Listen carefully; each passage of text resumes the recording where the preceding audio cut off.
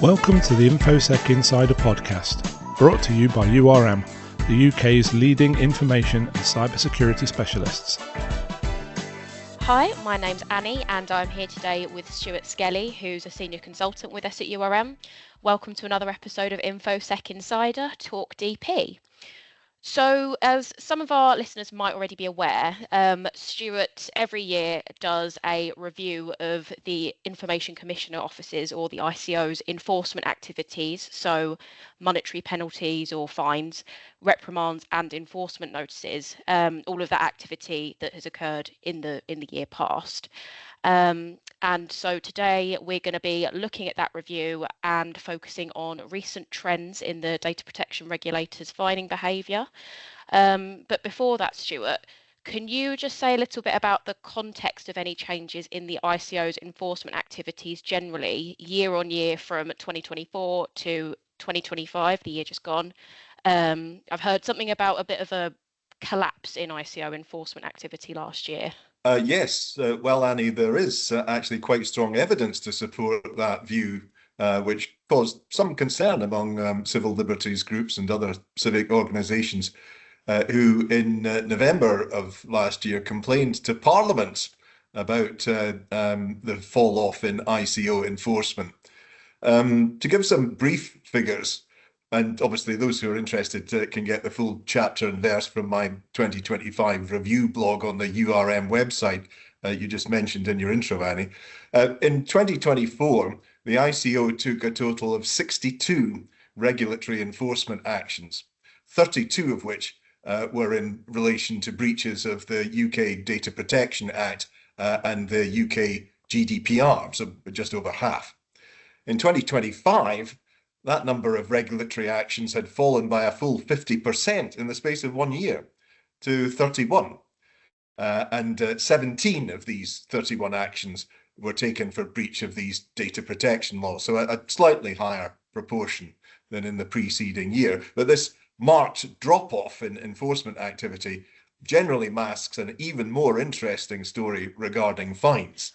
So against that backdrop, what are the main headline takeaways from your most recent 2025 survey as regards the ICO's fining activities specifically? So I think 2025 is the most extraordinary year so far in the GDPR era as regards ICO fines, Annie. In a major development which has largely gone unreported, except for URM's writing about it, of course, it's almost as if the regulator has undergone some sort of collective personality change during the year, issuing 4 of its top 10 largest fines ever in 2025, including penalties to 2 companies within the same group, Capita, so treated as one fine effectively, which totaled £14 million, their 3rd biggest fine ever. To give you some comparison, in 2024, the ICO imposed a total of 18 monetary penalties, whereas in 2025, the regulator issued or assisted a court in issuing 15 fines. So again, down from the 2024 figure, but only slightly, and nowhere near in proportion to the sharp decline in general enforcement. However, in a departure from the norm, the majority of these 15 2025 fines, 8 of them, were for breaches of the UK GDPR, not the PEC regulations rules on e-marketing, which have traditionally in previous years been the ICO's fining cash cow or main fines generator. As a result of these 8 UK GDPR monetary penalties, the proportion of UK GDPR breaches fined as a percentage of the total number of contraventions of all kinds penalised, which was 31 as I mentioned, so that was 15 fines, 7 reprimands and 9 enforcement notices, that proportion of UK GDPR breaches grew 5-fold to more than 1 in 4, from only 1 in 20 in 2024. That was 3 out of 62. So that's a huge rise in the space of 1 year. Because of the relatively low number of monetary penalties, 15, and the effect of the 4 very large fines I mentioned, which were for Capita, Advanced Software, 23andMe and LastPass, by the way, The average ICO fine in the UK in 2025 rocketed nearly tenfold, from approximately £150,000 in 2024 to nearly £1.5 million, 1.45 million in fact. That is now a very high average fine figure, and we'll watch with interest to see whether the regulator maintains that kind of draconian fining level in 2026. In total, the 15 fines in 2025 brought in around £21.7 million to the Treasury, which is a full 8 times the fine yield for 2024, which was 2.7 million, which really underscores the change year on year. That really is significant. So what has the regulator itself said recently about the new ways in which it will tackle enforcement in 2026 and beyond? Well, in November of last year, the ICO issued a draft consultation called its Data Protection Enforcement Procedural Guidance, snappy title. The short consultation period for this closed towards the end of last month, January. This guidance, when finalised, will arguably comprise the most significant rewrite of the privacy regulator's enforcement policy since its RAP, or Regulatory Action Policy, published in 2018. And it proposes a more assertive and transparent regulatory model for the ICO's enforcement activity going forward. Key features of this new draft procedural guidance include public naming of active investigations, increasing reputational exposure and expanded board-level engagement, increased investigatory powers for the ICO, including warrants to enter into and inspect premises and to compel CEOs and other senior management to attend interviews to answer questions relevant to an investigation, and to issue assessment notices. A formalised settlement procedure offering penalty discounts where organisations meaningfully cooperate to settle within a short time window, and a clearer investigative chronology and gatekeeping test for opening cases based on public interest, severity, precedent, and resource. Overall, this level of transparency and procedural assertiveness, being more on the front foot and proactive, represents another culture shift within the ICO, which has traditionally been seen as more reactive, taking an education and guidance-led approach rather than a punitive one. In addition, the Data Use and Access Act 2025, or DUA Act, introduces further requirements that will shape enforcement strategy during 2026. Key changes include mandatory data protection complaint handling processes, revised lawful bases, including a list of recognised legitimate interests which automatically qualify as legitimate, updated rules on automated decision-making, and tougher PEC regulation penalties aligned with UK GDPR levels of fines, so up to a maximum of £17.5 million. Although this latter change will probably be more useful for deterrent effects rather than in releasing the ICO to impose massive PECR-based fines, because to date, the regulator has never issued such a fine even close to the previous ceiling of £500,000. These DUA Act-driven changes create more enforceable obligations for organisations and more opportunities for the ICO to intervene where those organisations fall short.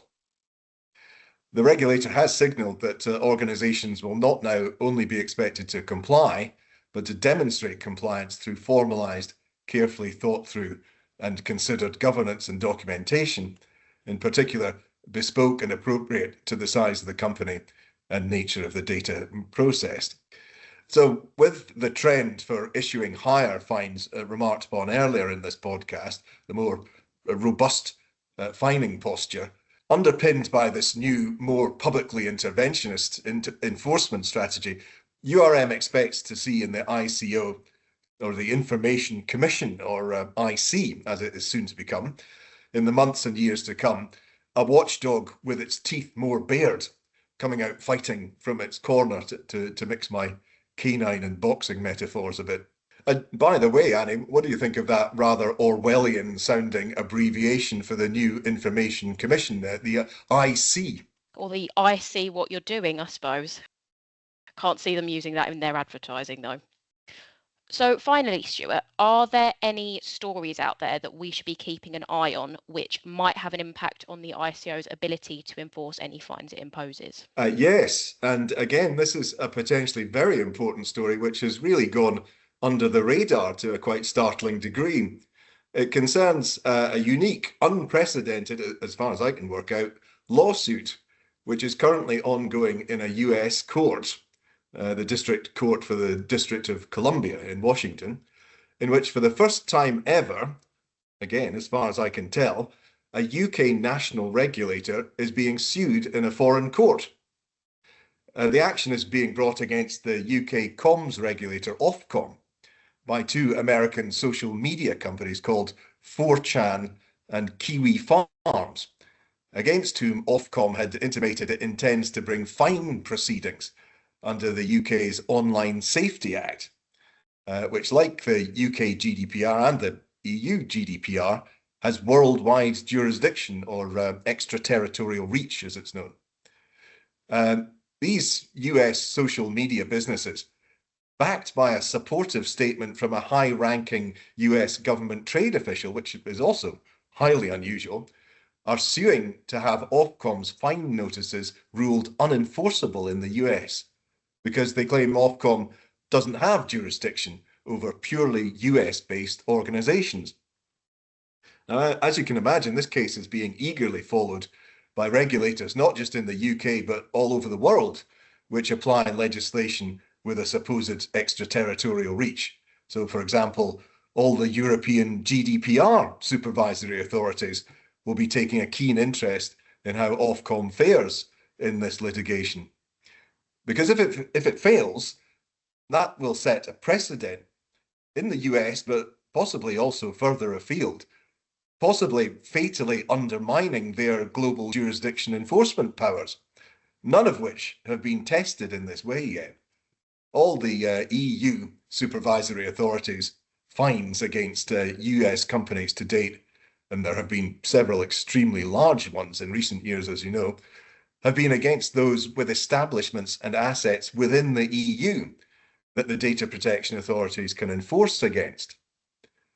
And in the UK, the ICO will be taking a particular interest in the Ofcom case because it has issued a large fine for £7.5 million against a US company, Clearview AI, in precisely this same situation with no offices or assets in the UK. Really, the stakes couldn't be higher, so that is one to watch out for. 4chan and Kiwi's motion to have Ofcom's action ruled unenforceable is due to be heard in the next few weeks, and it has been hailed as being a test case and a landmark judgment, whichever way the court decides. Amazing. Thank you so much for your time today, Stuart.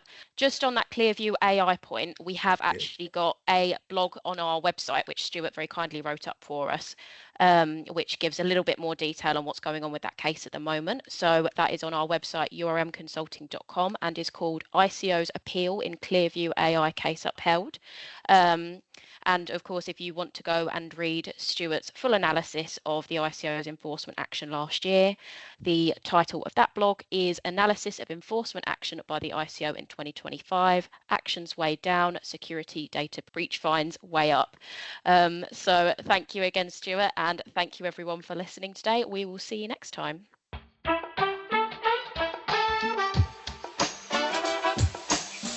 If you've enjoyed this podcast, we would really appreciate it if you could spare a moment to leave a rating or review at ratethispodcast.com/InfoSec Insider. To listen to more episodes, you can find us on Spotify, Apple Podcasts, YouTube, and Podbean. Thank you for listening to URM's InfoSec Insider podcast. For more information, visit our website at urmconsulting.com.